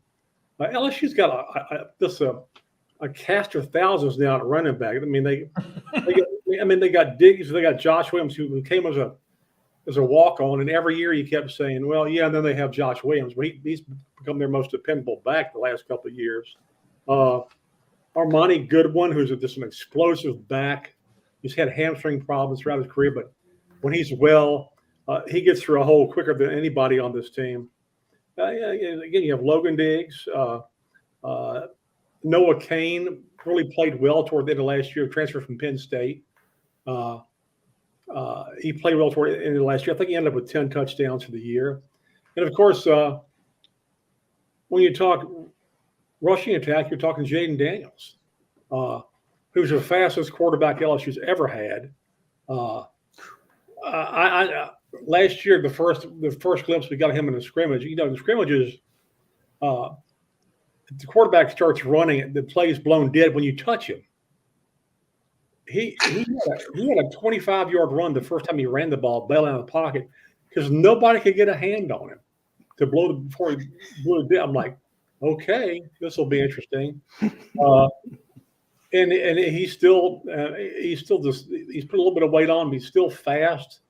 He's improved as a passer, a lot more confident than he was last year. He grew in confidence in the last half of last year. And really, I mean, here's a guy who midseason last year was reluctant to throw the ball downfield because, one, he didn't trust his receivers, and two, he ran so well he felt like he could get 15 yards on any time he decided to run, which was basically true. But once he started trusting his receivers, that's when LSU took off and has played great down the stretch. And he's gotten a lot better. So he's gone from somebody who didn't want to throw the ball downfield to somebody who's like second or third in Heisman Trophy odds, which is just crazy. And the thing is, his backup, Garrett Nussmeier, if Daniels got hurt, I don't think there'd be any drop off in the offense. Maybe as far as running, but as far as a passer, Nussmeier, I'm watching him throw balls all over the field, fit into tight windows. He's improved a ton. That's something LSU. They got a lot of everything now. I mean, just in year two of Brian Kelly, got a lot of running backs, a lot of receivers. They got 4 or 5 tight ends, all the 6'4" to 6'6" range. With a ton of weight on them who can move. It's pretty amazing what he's been done in 1 year, Kelly, as far as getting a lot of depth. Got depth on the offensive line now. Got a little depth on the defensive line. The only question for this team is defensive backs, because they've had to redo their defensive backfield 2 years in a row with transfers. But I anticipate that'll be okay too. I mean, I'm watching them in practice today. Deuce Chestnut from Syracuse started a ton of games at Syracuse. He's a one cornerback. A transfer from Southeastern Louisiana. I know that's a FCS school, but I think it's Ty Alexander. I mean, he's played well. They just got a lot of everything, and you couldn't say that a year ago. You didn't know Kelly didn't know what he had a year ago. And as bad as they played in the season opener against Florida State, and they played terrible. They almost sent the game overtime and had a chance to win the game. They had an extra point blocked with no time left on the clock, and Florida State got out there with a win. And I think LSU is really, really pointing that game this year because they've heard all the talk how Florida State, that was like a springboard victory and blah, blah, blah. And LSU's like, we played like crap and still almost beat them. And we're much better this year. So I think LSU is really pointing toward that first game. They really, really are. It means a lot to them. Some of the places they had problems last year, special teams, they couldn't field a punt the first half of the year or kickoff. They were just god-awful. It got to the point every time they kicked the punt at LSU, you just want the return to run out of exit. Just exit the field right then. Don't touch it. Just keep running. They were so bad. Now they got people. Now they got Aaron Anderson, wide receiver freshman, who was at Alabama last year, and he's like a blur. And it's natural to him to catch punts. He's going to be hell on wheels again.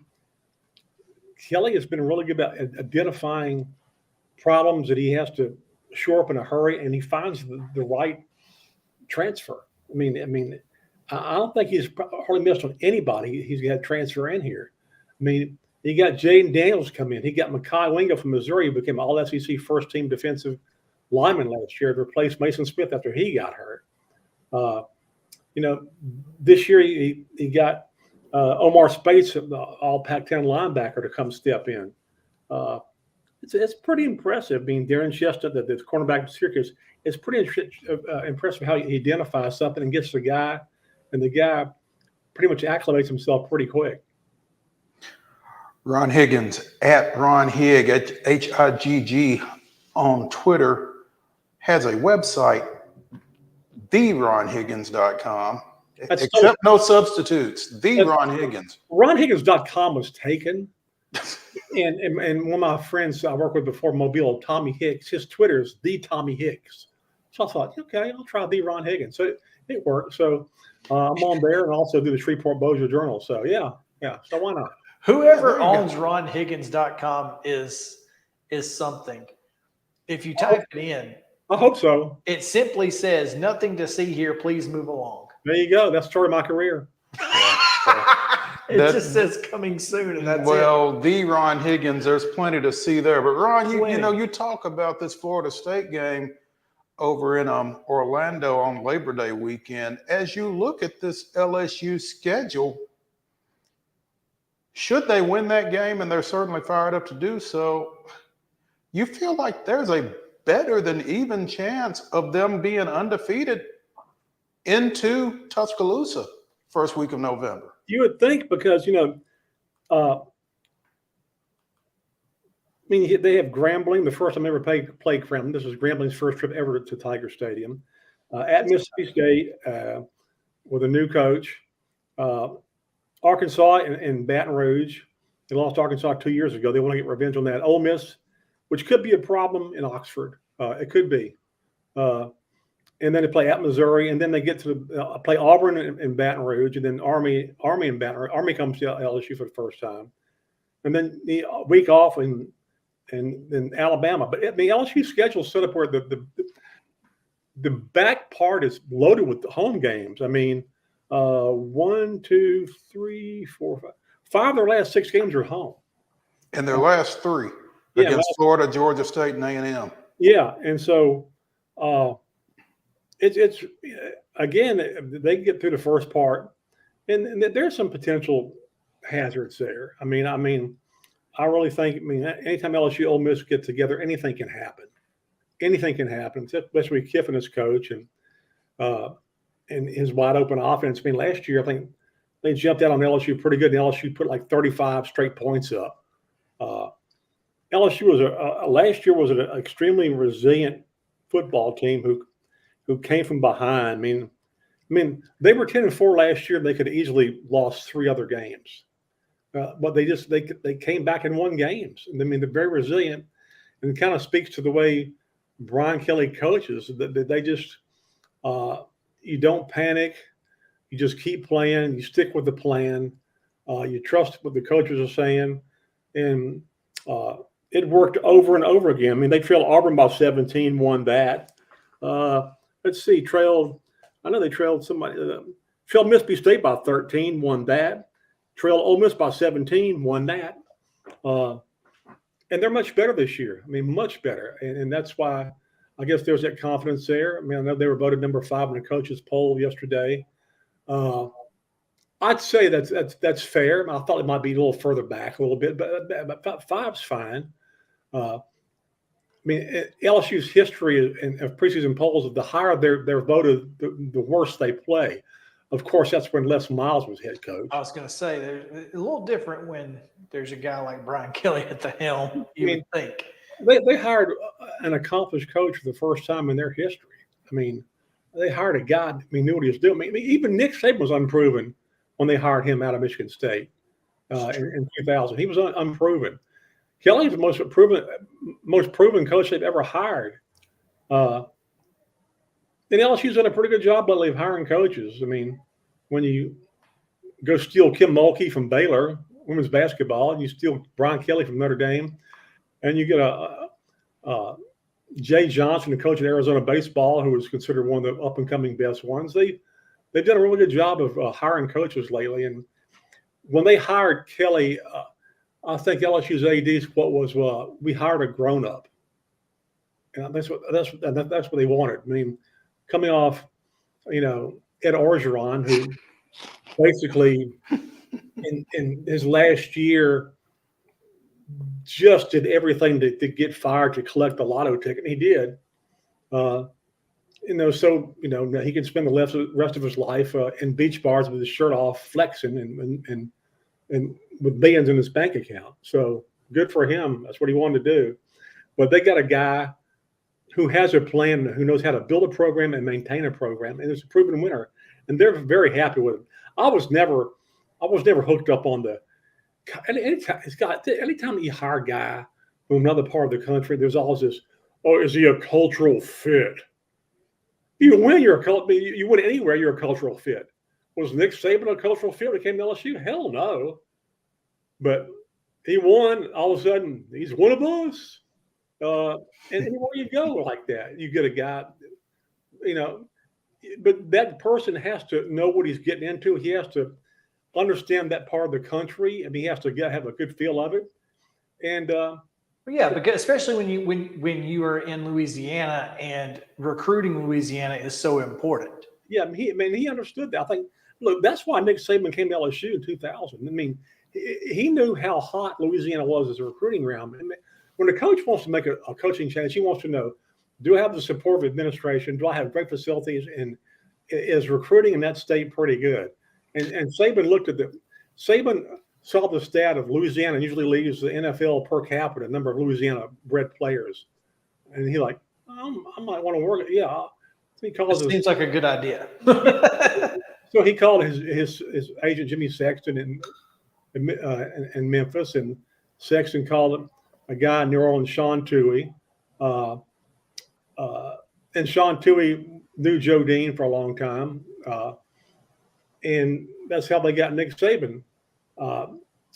With Kelly, I mean, there are a lot of names thrown out there. LSU went at Kelly kind of early in the process, and he didn't know if he wanted to do it. But later in the year, the more he thought about it, and Kelly look, he wanted to go somewhere where he could feel like he won a national championship, and he was never going to do it at Notre Dame because he just, one, the facilities weren't the best in the world, and two, you have to put up with all the academic stuff. I mean, you get guys who can't get in school who are really good players, and so he wanted to feel like he could go somewhere where he could win and win national championship, and that's why he came to LSU. And honestly, he got waxed twice by Alabama in the playoffs when he was at Notre Dame. And last year, that's why he went for 2 points against Alabama to win it, because he'd never been to that point before. He thought, you know what, if I just have one play, if I just need one play to beat Alabama, I'm going to take that chance. I've never been here before. I'm going to take that chance. Called the perfect play. They won the game. And so he's really building this thing. And I guess, people like him. He's got a really dry sense of humor. He's funny, but he answers questions. He's direct. And get this, just before the start of preseason camp, he announced that LSU would have a NFL-style injury report they would release every week, twice a week. No college coach does that. Wow. They're all paranoid as hell. He's like, listen, we got Jimmy's, we got Joe's, and we don't care if you know who's hurt. Yeah, I mean, because if one's hurt, we got another one to replace him. Right behind him, so let's go. And last year he was pretty forthright. You asked about an injury, he wouldn't lie. He goes, yeah, he hurt an ankle. He's going to play this week. We'll know more Wednesday. When I talk to you Thursday, I have a better idea. We'll see how he doesn't practice Wednesday. We'll let you know. And he always would, never lied about it. But wow, he feared with all the gambling stuff going on, with Alabama's dumb butt baseball coach, what he did, giving out information on a pitcher that was injured. A pitcher, by the way, who transferred to LSU recently. And that and the recent stuff with Iowa State, whatever it was. Both. Yeah, he didn't. He felt, I don't want my football team to be put in a position, or people who work here, a position where people trying to infiltrate it to get information. They didn't want guys call an assistant manager to get information or whatever, or even call that makes sense. Mm-hmm. And so he said, what? Just put it out there. I'm just going to put it out there. Yeah. I'm not going to be. There's nothing more aggravating for a media guy when a guy's hurt and you ask a coach, he goes, well, there's HIPAA privacy laws and I can't talk about that. Oh, come on, man. Come on, man. Right. And so he decided, I'm going to put it out there.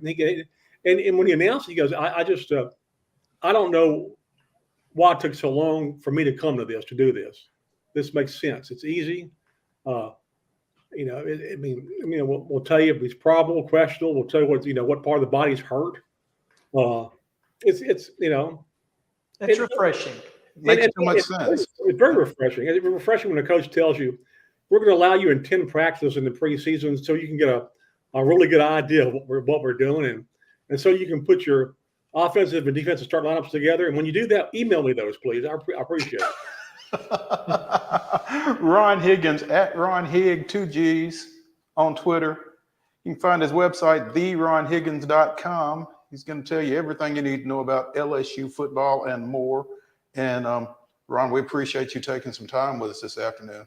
I'm glad just to be inside, not be like sweating like a big dog. It's a good thing. It's a good thing. Enjoy the cool, man. We'll catch up with you. All right, guys. Take care. We'll see you. Thanks. All right, it's time for Top 5 Tuesday.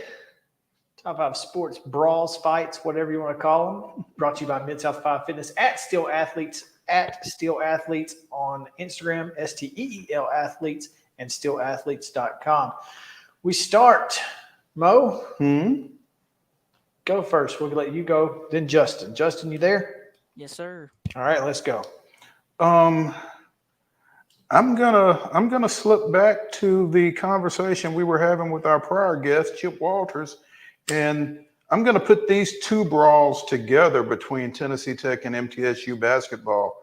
The '86 event up at Evelyn Center in Cookeville and the 1990 Malay in Murfreesboro, which you can actually find on YouTube. There's no film of the Cookeville one, of course. No, they didn't have that technology. Yeah, exactly. Not in Cookeville. But yeah, that's my first pick. Justin? I'm going to go with the Jose Batista fight with... I'm not sure if it would be a fight on Jose Batista's end. It was... Yeah, exactly. Yeah. Roughneck Odor sent his sunglasses flying in that one. Yeah, that one's on my list. Yep. Well, if y'all aren't going to take it, I'll take Malice at the Palace. There you go. I mean, I'll take it. It was on my list as Fell well. to the 3. I'll take it every time. Yeah. Number 2? My number 2, I'm going to go. Justin might shoot me, but I'm going to do it anyway. Andre Johnson. Cortland Finnegan, 2010. Oh, that was a good one. Yeah. That was a good one. Justin, number 2? I'm going to stick with the Titans and go when Albert was at the game. Hainsworth stomping on Andre Garrod. Yeah. Yep. Yeah. 2006. Hainsworth was involved in another one when he was a Giant, right? Redskin? When he was a Redskin against the Giants. Yeah. More than likely. Yeah. So, yeah, more than likely. Hainsworth was involved in the fight. Yep, exactly. Plenty of those. Number 2, I'm going to go Braves Padres, 1984. That's the one Chip was talking about. Yeah, that was not pretty. Number 3, I'm going back to before either of y'all was born, but that's okay. Kermit Washington, Rudy Tomjanovich. He broke Rudy's face. His whole face. Yep. It nearly killed Rudy Tomjanovich. Yeah. Number 3, Justin. I'm going to go with LeGarrette Blount when he was. That's a good one. When he was in college. Yeah, at Oregon. Yeah, that's against Boise State. That is a good one. Yeah. Give me Jeff Van Gundy pulling Alonzo Mourning's leg. I don't know if the fight was against the Knicks and Heats or Jeff Van Gundy and a size 18 shoe. One of the two. Those are actually 2 different fights. Yeah. That's a heck of an image right there. Absolutely. My number 4, I'm going to stay in 1977, actually. Wow. Kareem Abdul-Jabbar and Kent Benson. These weren't necessarily fights. No, they were because they were like it was a lot like the other night. Kind of like one punch, one and done, a one hitter quitter. Yeah, exactly. Justin, I'm gonna go with the Kenny Pickett, or I think it was not Kenny Pickett. The Pittsburgh Steelers quarterback that got into it with Myles Garrett. Mason Rudolph. Yeah. Oh yeah, with Myles Garrett. Yeah. Yep. When Garrett took his helmet off and tried to swing it, it was a whole thing. Just imagine Myles Garrett coming at me. It's just yeah. I think I just turned and run. My number 4, I'm gonna go with. Oh man, this is gonna be tough. How about since it's Oilers this year, Buddy Ryan punching Kelvin Gilbride? Oh. Oiler on Oiler crime. Oiler on Oiler crime, baby. Absolutely. That's awesome. Gilbride was not on offense in that one. Yeah.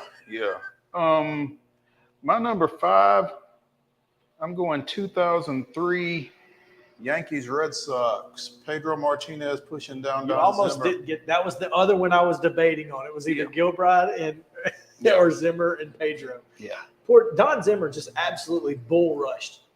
And I mean, the best pitcher in the game. Yeah. It was crazy. Dude, 70-something years old, just going hard. But everybody comes down on Pedro for shoving him. Yeah, he's like, what's he supposed to do? Exactly. I don't care if he's 70 years old. He came at me. He ran at me. I don't know I don't know what you want. Number 5, Justin. Similar to the Cortland Finnegan and Andre Johnson, AJ Green and Jalen Ramsey when Ramsey was on the Jags. That's a good one. Yeah, Aqib Talib and Michael Crabtree was on my list too. But my number 5, I knew nobody was going to pick this one, so I waited for last. Donnie Allison and Cale Yarborough. You're right. Was an absolute brawl. I mean, a Donnybrook? Yes, a Donnybrook with Donnie Allison and Cale Yarborough. I mean, an absolute brawl in NASCAR. Other ones on my list: George Teague and T.O. That wasn't really a fight, but it was kind of a cheap shot more. Miami and Florida International. I've got that one. Yeah. That was a big one. And You're going to recognize this one. You were just a baby, but you're going to recognize Shaquille O'Neal, Carlos Groves, SEC tournament. Yes. And also on my list was Michigan and Michigan State football. In the tunnel, remember? Mm-hmm. And nobody knew about it. It was a fight nobody knew about Right. until Michigan State started suspending players. Yeah, and folks started catching charges. Yeah, that was wild. Yeah. So, some good ones in here, man. This was when I asked the question, were there enough? There clearly were. Definitely. So, without question. glad you guys were able to hang out with us on Top 5 Tuesday. Come back tomorrow at 2 o'clock. Of course, we've got Heather Williams talking NASCAR, continue SEC previews and more. So, come back tomorrow. Thank you.